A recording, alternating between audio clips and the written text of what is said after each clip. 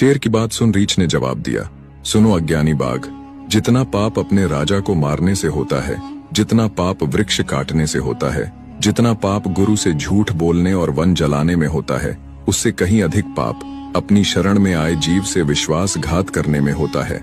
इस तरह रीछ यानी भालू ने शेर की बात नहीं मानी। गुस्साया शेर हाथ मलता रह गया। ऐसे ही आधी रात बीत गई। अब पहरे की बारी थी राजकुंवर की। रीछ ने राजपुत्र को पहरे के लिए जगाया और खुद सो गया। रीछ के सो जाने के बाद शेर ने एक बार फिर अपनी चाल चली और राजकुंवर से बोला, मेरी बात ध्यान से सुनो ए राजकुंवर। सोने से पहले रीछ ने मुझसे कहा था कि जैसे ही सुबह होगी वो तुम्हें खा जाएगा। सुनो लड़के, इससे पहले रीछ उठे और तुम्हारा काम तमाम कर दे, मैं तुम्हें एक युक्ति बतलाता हूँ। तुम इस सोते हुए रीछ को धक्का देकर नीचे गिरा दो, मैं इसे खाकर यहाँ से चला जाऊंगा। इस तरह न तुम्हें इससे खतरा होगा और न मुझसे, और तुम्हारी जान साफ बच जाएगी। राजकुंवर उस दुष्ट शेर की बातों में आ गया। उसने सोते हुए रीछ को पेड़ से धक्का दे दिया।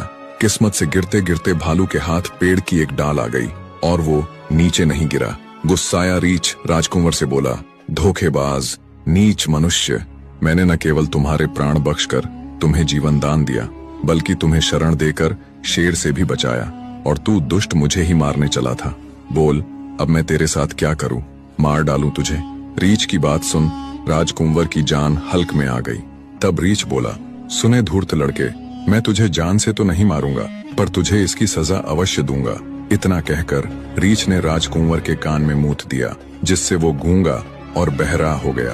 अर्थात ना वो अब कुछ बोल सकता था और ना ही कुछ सुन सकता था। सुबह हो चुकी थी। शेर वहां से चला गया। राजकुमार जब राजमहल पहुंचा तो उसकी ऐसी हालत देख राजा को तो जैसे सांप सा लड़ गया।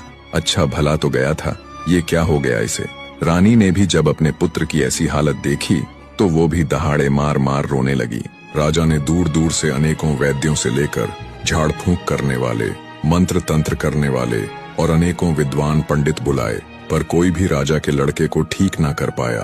राजा अब हर समय इसी चिंता में रहने लगा।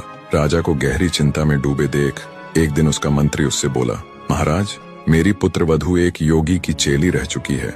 अगर आप कहें तो राजकुमार को देखने के लिए मैं एक बार उसे भी बुलाकर देखूं।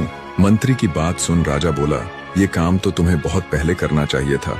एक हल्की सी उम्मीद के साथ राजा ने तुरंत अपने मंत्री को उसकी पुत्र वधू बुलाने का हुक्म दिया। राजा के हुक्म से मंत्री अपने घर आया और उसी विद्वान चित्रकार को ये सारा माजरा कह सुनाया और बोला, तुम्हें स्त्री के रूप में मेरे साथ राजमहल चलना है और राजकुमार का इलाज करना है। मंत्री ने चित्रकार की जान बचाई थी, सो वो तुरंत राजमहल चलने के लिए तैयार हो गया।